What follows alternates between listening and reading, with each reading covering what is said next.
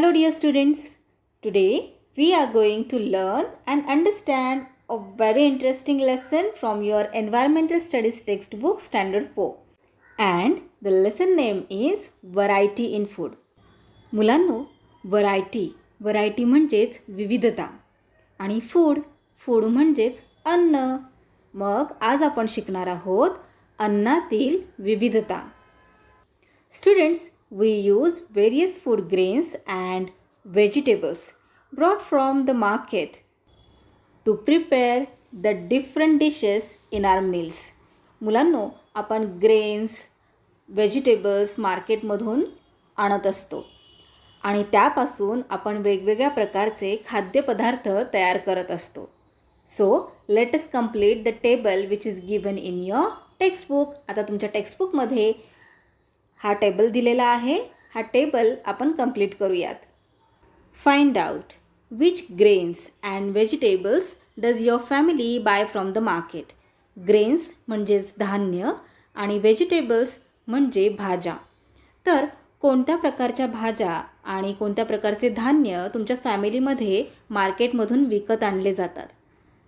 तर तुमच्या फॅमिलीमध्ये राईस विकत आणला जात असेल मार्केटमधून, राईट. अजून व्हीट, ज्वार आणि बाजरी म्हणजेच millet.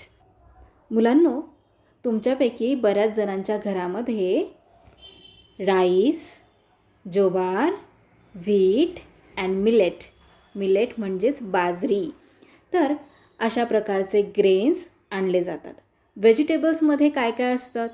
Tomato, cauliflower, brinjal, potato, capsicum, onion, cabbage, carrot अशा प्रकारच्या व्हेजिटेबल्स आपण आणतो मार्केटमधून. As shown below, make a table of the different dishes prepared from the different grains or vegetables at home. मुलांनो, आत्ताच आपण पाहिलं की वेगवेगळ्या प्रकारचे फूड ग्रेन्स म्हणजेच धान्य आणि व्हेजिटेबल्स आपण मार्केटमधून विकत आणत असतो घरी. मग याच फूड ग्रेन्सपासून आणि व्हेजिटेबल्सपासून आपण वेगवेगळ्या प्रकारच्या डिशेस घरी तयार करत असतो. तर तोच टेबल आपल्याला करायचा आहे. इथे त्यांनी एक एक्झाम्पल दिलेला आहे, राईसपासून आपण कोणकोणत्या प्रकारचे डिशेस बनवतो घरी. राईसपासून आपण भाकरी बनवतो, इडली बनवतो, तसंच राईस बनवतो, भात बनवतो. तर राईसपासून किती आयटम्स इथे बनवलेले आहेत, किती डिशेस बनवलेले आहेत? 3. मग असाच टेबल आपल्याला ड्रॉ करायचा आहे आपल्या नोटबुकमध्ये. ओके, आता इथे व्हीटपासून आपण काय काय बनवू शकतो मुलांनो? तुमच्या घरामध्ये काय काय बनवलं जातं व्हीटपासून ब्रेड बनवला जातो, बर्फी बनवली जाते, रोटी, चपाती, गुलाबजाम बनवले जातात व्हीटपासून, पावसुद्धा बनवले जातात व्हीटपासून, त्याचबरोबर केक बनवला जातो व्हीटपासून, पराठा बनवतात, लाडू बनवतात आणि हलवासुद्धा बनवतात व्हीटपासून. बघितलात मुलांनो, व्हीट या ग्रेनपासून आपण किती वेगवेगळ्या प्रकारचे डिशेस बनवू शकतो. तर इथे किती डिशेस आहेत?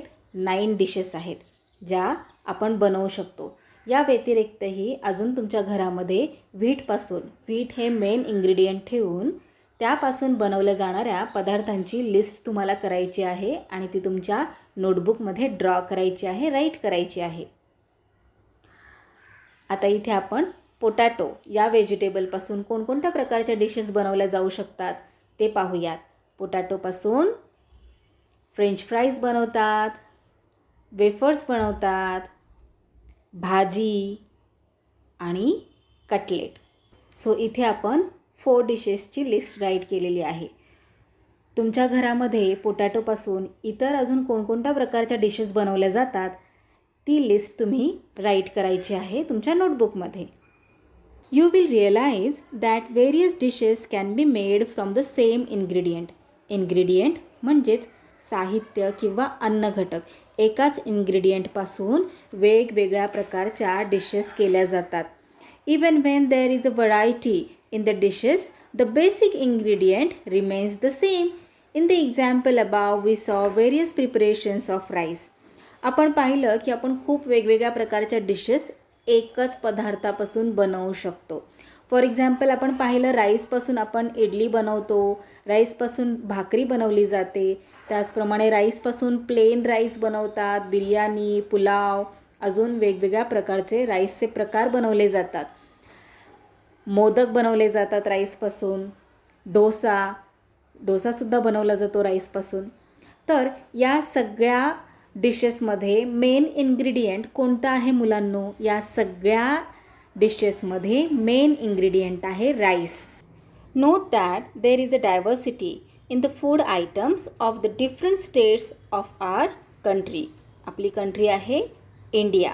इंडियामध्ये 29 स्टेट्स आहेत. आणि डायव्हर्सिटी म्हणजेच विविधता.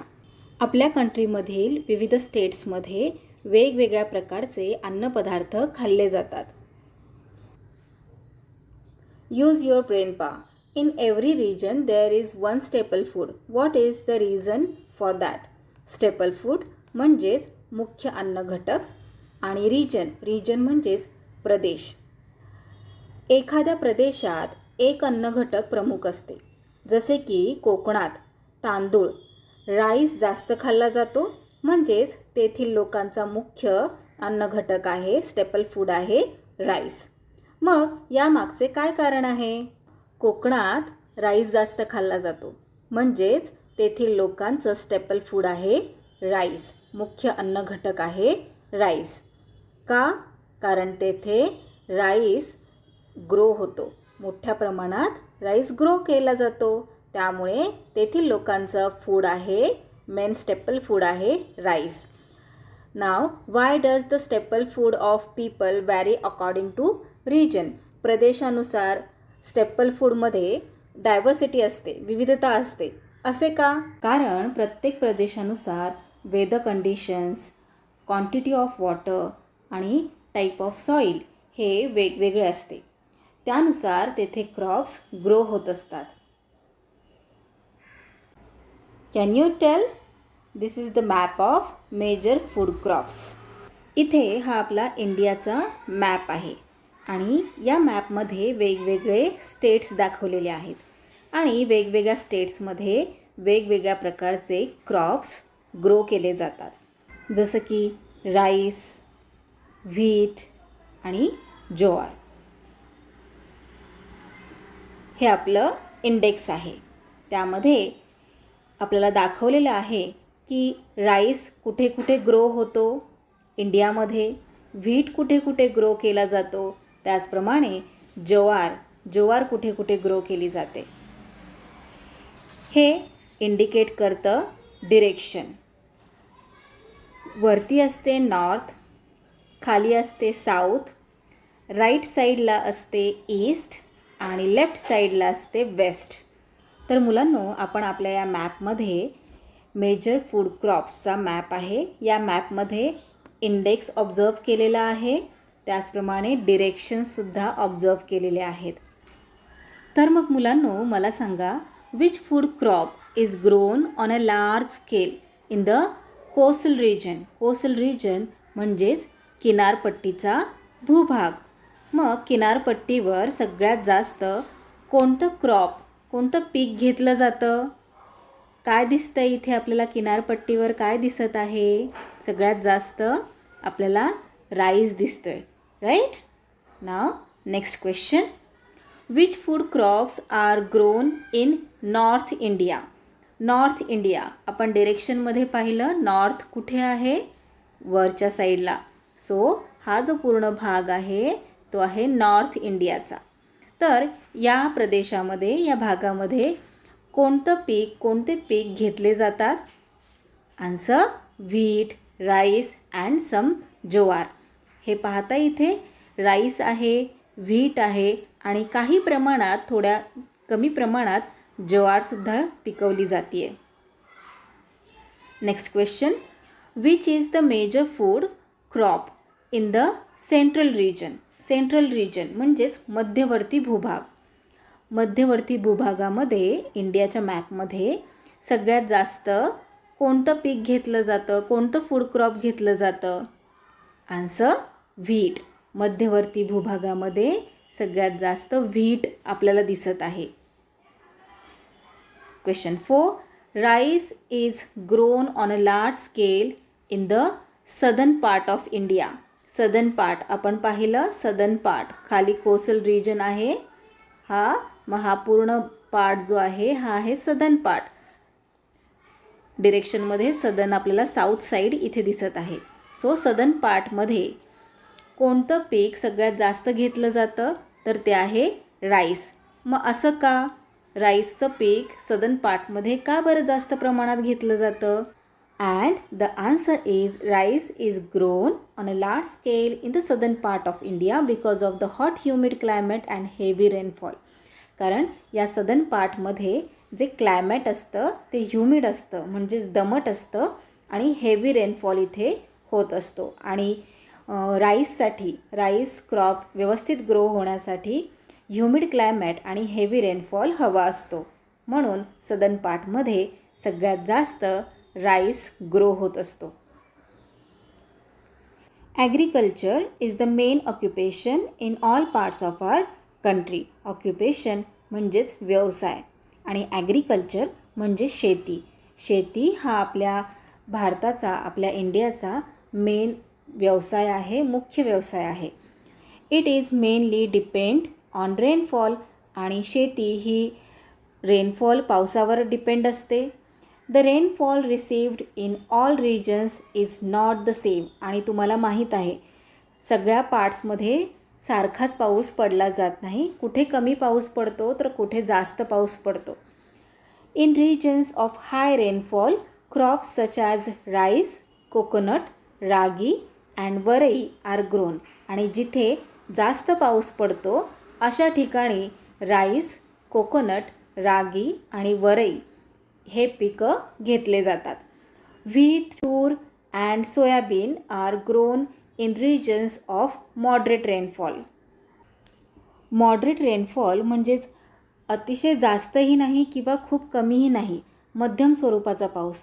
तर मध्यम स्वरूपाचा पाऊस जिथे पडतो तिथे व्हीट, तूर आणि सोयाबीन यासारखे क्रॉप्स ग्रो केले जातात. Jowar, bajra and moth beans. Moth beans म्हणजेच मटकी. Jowar, bajra and moth beans are grown in regions of low rainfall. जिथे कमी पाऊस पडतो अशा ठिकाणी jowar, bajra and moth beans यासारखे क्रॉप्स ग्रो केले जातात. To help crops to grow well, good seeds, fertile soil, sufficient sunlight and water are needed. तुम्ही शिकलेला आहात मुलांनो की क्रॉप व्यवस्थित ग्रो होण्यासाठी, कोणतंही प्लांट व्यवस्थित ग्रो होण्यासाठी त्याला सीड व्यवस्थित प्लांट करावी लागते. फर्टाईल सॉईल म्हणजेच छान अशी सुपीक जमीन हवी असते, माती हवी असते की जिथे ते प्लांट व्यवस्थित ग्रो होईल. आणि सफिशियंट सनलाईट, त्याच प्रमाणात व्यवस्थित पाणी त्या प्लांटला गरजेचं असतं, मगच ते प्लांट व्यवस्थित ग्रो होत असतं. According to the seasons a variety of grains, fruits and vegetables are grown in our country. मुलांनो, आपल्या कंट्रीमध्ये सीझन्सनुसार आपल्याला व्हेजिटेबल्स आणि फ्रूट्स दिसत असतात. जसे की मँगो आपल्याला फक्त समर सीझनमध्येच मिळतात. Now try this. Visit the local fruit sellers. Note down the names of the fruits sold in the shop. Discuss the following points with them. तुम्हाला तुमच्या इथे असलेल्या एका फ्रूट सेलरला म्हणजे फळ विक्रेत्याला भेट द्यायची आहे, विजिट करायचं आहे. आणि ते त्यांच्या शॉपमध्ये कोणत्या कोणत्या प्रकारचे फ्रूट्स ठेवतात विकण्यासाठी त्यांची नावं तुम्हाला तुमच्या नोटबुकमध्ये नोट डाऊन करायची आहेत. आणि खाली काही पॉईंट्स दिलेले आहेत, त्या पॉईंट्सवर तुम्हाला त्यांच्याबरोबर डिस्कस करायचं आहे. बघूयात काय दिलेलं आहे. Which fruits are sold all year round. कोणती फळे वर्षभर विक्रीसाठी असतात? असे कोणते फ्रूट्स आहेत की जे पूर्ण इयरमध्ये मिळत असतात? ते आहे बनाना आणि ॲपल. आपल्याला बनाना आणि ॲपल हे पूर्ण वर्षभर मिळतात. Which fruits are not available in the rainy season. Rainy सीझनमध्ये आपल्याला कोणते फ्रूट्स मिळत नाहीत? मुलांनो, आपल्याला ग्रेप्स मिळत नाहीत रेनी सीझनमध्ये, right? Which fruits are sold in summer? Summer सीझनमध्ये कोणते फ्रूट्स विकले जातात? समर सीझनमध्ये मँगोज विकले जातात. आपण समर सीझनमध्ये खूप मँगोज खातो, कारण इतर सीझन्समध्ये मँगोज नसतात, मँगो ग्रो होतच नाहीत. मँगो समर सीझनमध्येच ग्रो होत असतात. त्याचबरोबर वॉटरमेलन, मस्कमेलन हे फ्रूटसुद्धा आपल्याला समर सीझनमध्ये मिळतात. In which season are fruits available in plenty? आणि असा कोणता सीझन आहे की ज्या सीझनमध्ये सगळ्यात जास्त फ्रूट्स येत असतात? विंटर सीझनमध्ये, राईट? विंटर सीझनमध्ये बऱ्याच प्रकारचे फ्रूट्स आपल्याला मिळत असतात. Now in which season do we get fewer fruits? Fewer म्हणजेच फार कमी प्रमाणात आपल्याला कोणत्या सीझनमध्ये फ्रूट्स मिळतात? सगळ्यात कमी फ्रूट्स आपल्याला समर सीझनमध्ये मिळत असतात. The availability of fruits varies according to the season. Different fruits are available in different seasons. मग मुलांनो, यावरून आपल्याला काय लक्षात येते की फ्रूट्स हे सीझन्सनुसार येत असतात, सीझननुसार ग्रो होत असतात आणि मग ते आपल्याला मिळत असतात. Different fruits are available in different seasons. वेगवेगळ्या प्रकारचे फ्रूट्स हे वेगवेगळ्या सीझननुसार ग्रो होत असतात आणि आपल्याला ते मिळत असतात. Now use your brain power. Look at the fruits in the picture. इथे पिक्चरमध्ये आपल्याला काही फ्रूट्स दिलेले आहेत. Make a table as shown below of the fruits that are available in each season. Include the names of fruits you know even if they are not shown in the picture. मुलांनो, इथे काही fruits दिलेले आहेत आणि आपल्याला एक table तयार करायचं आहे. त्या टेबलमध्ये कोणत्या सीझनला कोणते फ्रूट्स मिळतात हे आपल्याला राईट करायचं आहे. या पिक्चरमध्ये जे फ्रूट्स दिलेले आहेत त्यापेक्षा वेगळे फ्रूट्ससुद्धा तुम्ही तुमच्या लिस्टमध्ये ॲड करू शकता. मग समर सीझनमध्ये आपल्याला कोणते फ्रूट्स मिळतात? समर सीझनमध्ये मँगो, वॉटरमेलन, चिक्कू, ताडगोळे आणि मस्कमेलन. रेनी सीझनमध्ये कोणते फ्रूट्स आपल्याला मिळतात? Bananas, apples, pears, plums, lychee, peach. आणि विंटर सीझनमध्ये grapes, orange, guavas, strawberries, cherries, sweet lime. Now, what's the solution? Irfan and Supriya brought potatoes because they were very cheap. Cheap म्हणजेच स्वस्त. इरफान आणि सुप्रिया यांनी पोटॅटोज आणलेले आहेत कारण ते खूप स्वस्त होते. But they are tired of eating potato भाजी. Suggest different preparations of potatoes to them. Irfan आणि सुप्रिया यांनी बटाटे खूप स्वस्त होते, पोटॅटोज खूप स्वस्त होते म्हणून मार्केटमधून आणले. पण बटाट्याची भाजी खाऊन खाऊन त्यांना कंटाळा आलेला आहे. मग आपल्याला त्यांना वेगवेगळ्या डिशेस सजेस्ट करायच्यात की पोटॅटोपासून अजून तुम्ही काय काय बनवू शकता. तर पोटॅटोपासून आपण फ्रेंच फ्राईज बनवू शकतो, पोटॅटोपासून आपण पोटॅटो चिप्स बनवू शकतो, तसेच कटलेटसुद्धा बनवू शकतो. Can you tell? The map given below depicts famous food items from Maharashtra and its adjoining states. Study the map and complete the table given below. आपल्याला महाराष्ट्र स्टेटचा एक मॅप दिलेला आहे तुमच्या टेक्स्टबुकमध्ये. त्या मॅपमध्ये महाराष्ट्र आणि त्याचे नेबरिंग स्टेट्स आहेत आणि त्यांचे मेन जे खाद्यपदार्थ आहेत, फूड आयटम्स आहेत ते दिलेले आहेत. मग काय करायचं आहे? Draw a table like the one shown below. आता इथे खाली जो टेबल दाखवलेला आहे असा टेबल ड्रॉ करायचा आहे. Make a list of district, states and their famous food item. District आणि स्टेट या कॉलममध्ये आपल्याला ते डिस्ट्रिक्ट आणि स्टेट राईट करायचं आहे. मेन फूड आयटम काय आहे त्या डिस्ट्रिक्टचं किंवा त्या स्टेटचं ते इथे या कॉलममध्ये राईट करायचं आहे. आणि मग त्या फूड आयटममध्ये मेन इन्ग्रेडियंट कोणतं आहे ते इथे थर्ड कॉलममध्ये आपल्याला राईट करायचे आहे. आता इथे महाराष्ट्र स्टेटचा मॅप दिलेला आहे आणि हा मॅप कशाबद्दल आहे? Famous food items in Maharashtra and neighbouring states. महाराष्ट्राचे फेमस फूड आयटम्स दिलेले आहेत आणि नेबरिंग स्टेट्ससुद्धा दिलेले आहेत. तर इथे ठाणे आणि रत्नागिरी इथे काय फेमस फूड आयटम आहे? राईस भाकरी. इथे राईस भाकरी खूप खाल्ली जाते आणि राईस भाकरीचं मेन इन्ग्रेडियंट काय आहे? राईस. रायगडचं फेमस फूड काय आहे? रायगडचं फेमस फूड आहे नाचणी भाकरी आणि नाचणी भाकरीचं मेन इन्ग्रेडियंट काय आहे? कशापासून नाचणी भाकरी बनवली जाते? तर नाचणी. जालना, बुलढाणा, जळगाव इथे फेमस फूड आयटम काय आहे? इथलं फेमस फूड आयटम आहे बाजरा भाकरी आणि बाजरा भाकरी कशापासून बनवली जाते? मेन इन्ग्रेडियंट बाजरा.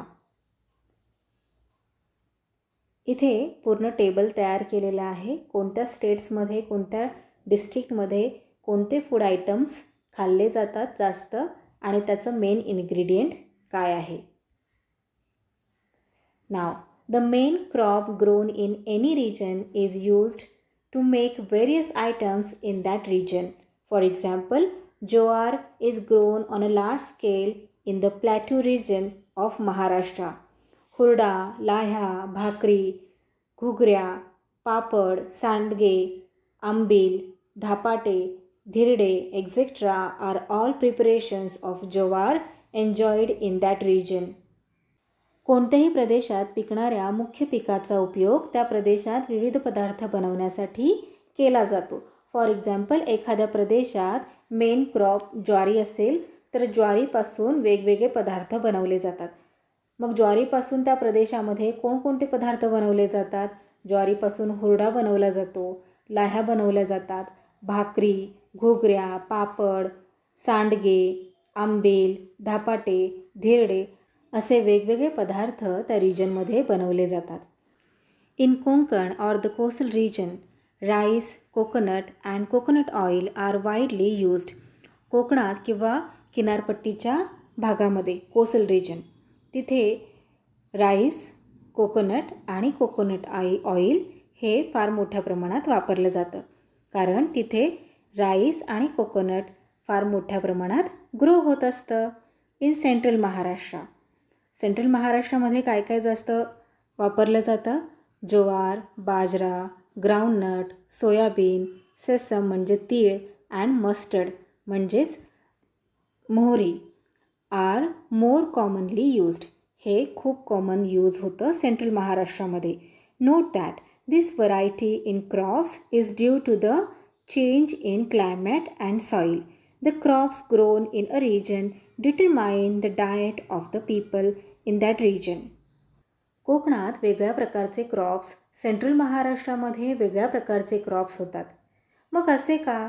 सगळीकडे सारख्याच प्रकारचे क्रॉप्स का घेतले जात नाहीत?